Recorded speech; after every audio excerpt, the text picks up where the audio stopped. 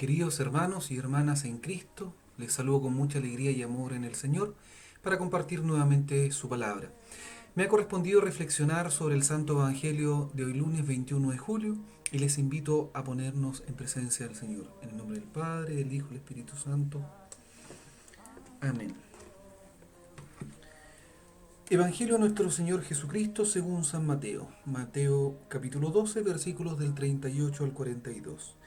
En aquel tiempo, algunos escribas y fariseos dijeron a Jesús: Maestro, queremos que nos hagas ver un signo.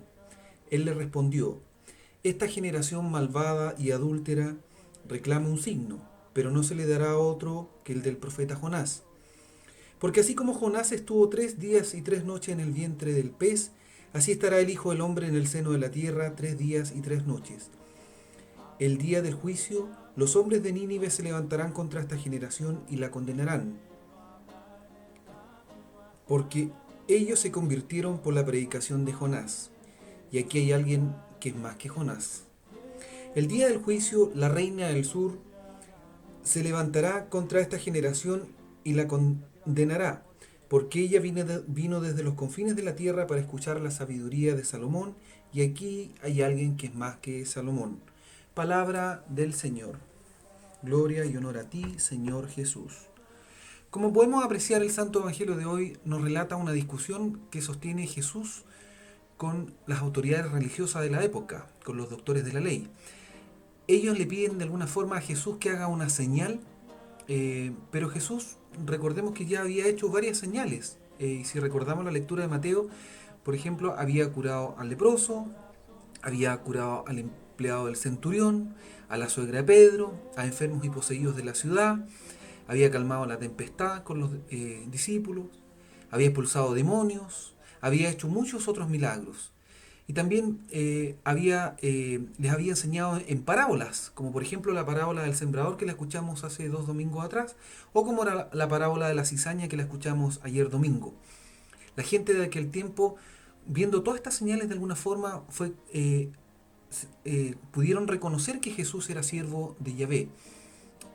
Pero en cambio los doctores de la ley y los fariseos no fueron capaces de percibir el significado de estas señales que Jesús había realizado. Jesús en este texto hace alusión a 3 personas del Antiguo Testamento. En primer lugar, habla del profeta Jonás, de la reina Sabá o la reina del sur y del rey Salomón. Para el caso de Jonás, Jesús comenta que estuvo 3 días y 3 noches en el vientre del pez, y así estará el Hijo del Hombre en el seno de la tierra 3 días y 3 noches. Se refería de alguna forma a su propia muerte. Jonás fue un profeta muy reacio a la voluntad de Dios, y cada vez que se alejaba de la voluntad de Dios caía más bajo, y luego de caer más bajo, ¿cierto?, cae finalmente al vientre del cetáceo. Y de ahí le pide a Dios volver a la vida. Estuvo 3 noches y 3 días. El cetáceo de alguna forma evoca el vientre de la madre tierra. Luego lo vuelve a la vida, ¿cierto?, renovado, y con su predicación va al pueblo pagano, ¿cierto?, que iba a ser destruido como era Nínive, y este se convierte y finalmente se salva. Por su parte, el rey Salomón, ¿cierto?, que es nombrado acá en esta lectura, sucedió en el trono a su padre David, ¿cierto?, y tras asumir, lo primero que hace es ofrendar sacrificios y holocaustos a Dios, lo cual son bastante agradables a él. Y en sueños se le aparece a Salomón y le ofrece todo lo que él quisiera.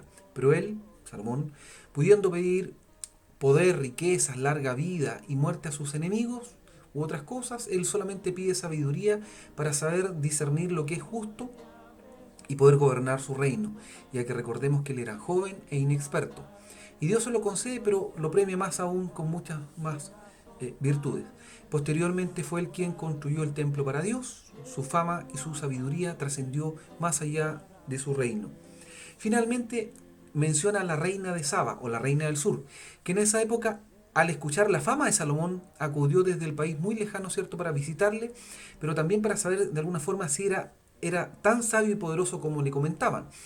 Y cuando viaja, ¿cierto?, le lleva una gran y portentosa ofrenda de mucha riqueza, ¿cierto? Y además 3 preguntas que le ayudaron a hacer sus sabios para ver si es que él las podía contestar. La primera era: ¿en qué consiste la sabiduría?, le pregunta.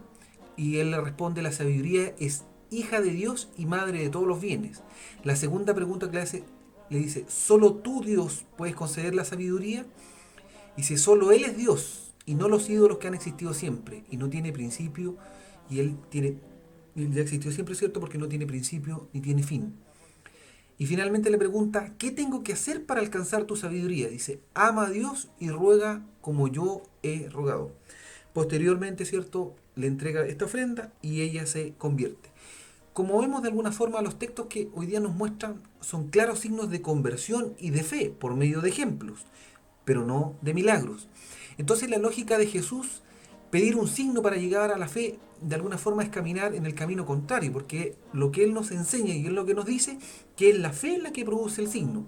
Y como lo habíamos comentado anteriormente, los signos fueron estos hechos por la fe, estos signos ciertos fueron reflejados por la fe de las personas. Y lo podemos ratificar cuando Jesús dice, tu fe te ha salvado, tu fe te ha liberado. O en el mismo caso el centurión cuando dice, Señor, no soy digno de que entres en mi casa, pero una palabra tuya bastará para sanarme. Eso era fe pura, ¿cierto? Y el mismo Jesús lo comenta y lo admira. Por lo tanto, lo que necesitamos nosotros hoy día no es un milagro, sino que es escucharlo, pasar tiempo con Él, conocerle poco a poco, día a día. Todo este maravilloso texto Jesús de alguna forma nos muestra que es fe, pero que la fe se cultiva día a día. Y por lo tanto debemos pedir a Dios, ¿cierto?, que nos dé el don de la perseverancia. Y no nos olvidemos siempre de orar, para agradecer, para alabar, para pedir, pero sobre todo para que siempre, siempre se haga su voluntad y no la nuestra. Que tengan un maravilloso día lleno de bendiciones y al Señor sea el honor y la gloria por los siglos de los siglos. Amén.